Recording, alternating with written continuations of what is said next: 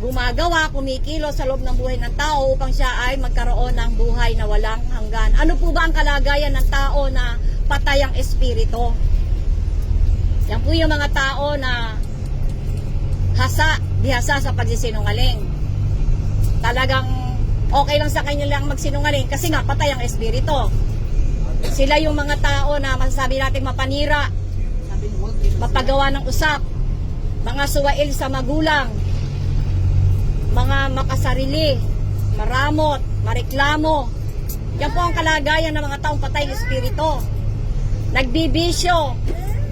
Gusto ng langit pero nagbibisyo, naglalasing, nagsusugal. Kahit napapabayaan ng asawa, ng lalaki, ng bababae.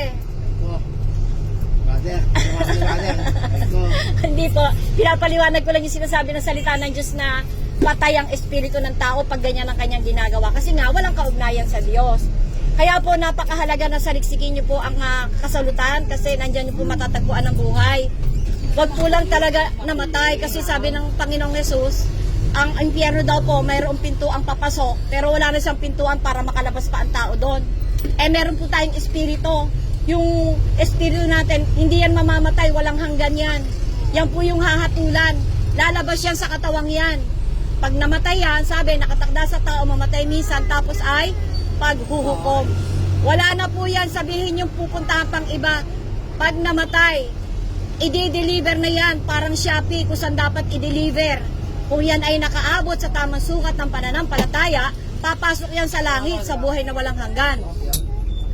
Ngunit kung hindi nabuhay ang kanyang espiritu, uubusin niya ang kanyang kawalang hanggan doon sa apoy ng impyerno. Wala nang tigilan ng kanyang kahirapan. Kaya napakahalaga po na maunawaan niyo yan. At ang isang